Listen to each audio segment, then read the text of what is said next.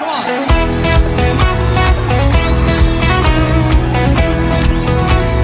1, 2, 3, go!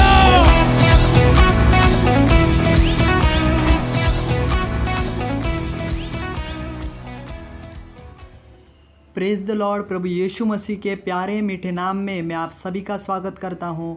आज के वचन में हम बाइबल के एक ऐसे सवाल को देखेंगे जिसे सुन के अच्छे अच्छे लोगों के बेवजह पसीने छूट जाते हैं।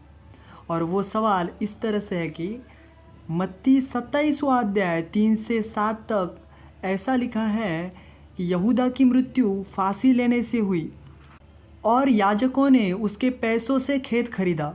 वही दूसरी ओर प्रेरितों के काम पहला अध्याय 18 से 19 वचन में हम देखते हैं कि उसने अधर्म की कमाई से एक खेत मोल लिया और सिर के बल गिर गया और उसका पेट फट गया और उसकी सब अंतड़ियाँ निकल पड़ी। इस बात को यरूशलेम के सब रहने वाले जान गए। इन दोनों वचनों की वजह से सवाल ये उत्पन्न होता है कि यहूदा की मृत्यु कैसे हुई। क्या वो फांसी लेने से मरा या पेट फट के मरा? और दूसरी बात, जो खेत खरीदा गया था वो याजकों ने खरीदा था कि खुद यहूदा ने खरीदा था?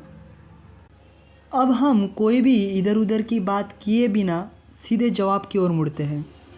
देखिए, बहुत सारे लोग इस सवाल के अलग अलग जवाब देते हैं, लेकिन उन सब जवाबों में विरोधाभास या कोई ना कोई कमियां रहती ही है। लेकिन परमेश्वर की आत्मा से अगर हम जवाब पूछे तो वो सही जवाब दे देता है।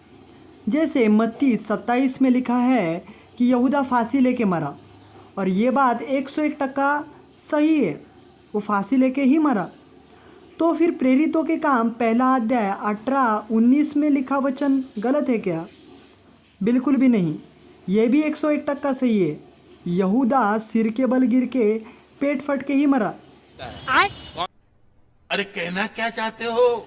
दरअसल मैं ये कहना चाहता हूँ कि इंसानी मौत दो तरीके की होती है, एक शारीरिक होती है और एक आत्मिक होती है। यकीनन यहूदा के शारीरिक मृत्यु के बारे में मत्ती 27 के 3 से 8 तक हम पढ़ते हैं, लेकिन प्रेरितों के काम पहला अध्याय 18 और 19 में प्रतीकात्मक भाषा में यहूदा के आत्मिक मृत्यु के बारे में लिखा है। पवित्र आत्मा लिखती है, उसने अधर्म की कमाई से एक खेत मोल लिया। खेत जीवन का प्रतीक होता है।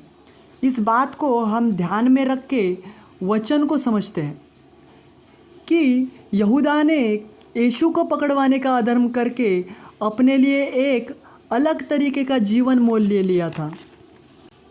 आगे लिखा है, वो सिर के बल गिर गया और उसका पेट फट गया।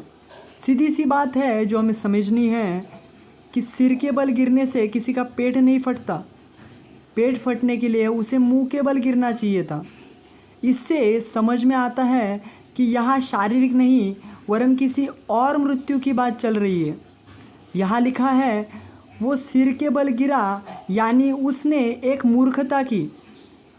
आगे लिखा है, उसका पेट फट के सारी अतड़ियाँ बाहर निकली, यानी जो उसने खाया था वो खाना यहूदा हजम नहीं कर सका।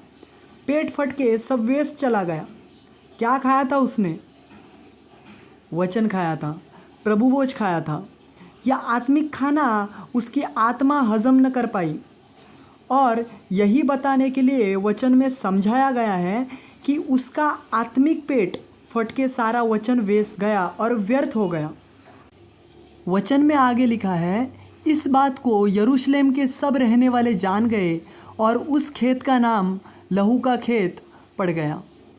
दरअसल ये सब घटना फसह के पर्व के दिन हो रही थी कि यहूदा मंदिर में सारे सिक्के फेंक देता है और त्यौहार का समय होने की वजह से सब यरूशलेम वासी वहाँ मौजूद थे। इसलिए सबको पता पड़ गया कि यीशु के निर्दोष लहू को बहाने का जिम्मेदार यहूदा का खेत यानी यहूदा का जीवन है। इसलिए आत्मिक संसार में यहूदा के जीवन को यीशु के लहू का बहाने वाला खेत या फिर लहू का खेत पड़ गया। इस तरह से हमें पता चलता है कि यहूदा की मृत्यु फांसी लेने से हुई शरीर में और पेट फट के मरा आत्मा में। उसी तरह से जो यहूदा के लिए भौतिक खेत खरीदा गया था वो याजकों ने खरीदा था, और आत्मिक खेत जो आत्मिक जीवन होता है वो खुद यहूदा ने अपने हाथों से अपने लिए खरीदा था।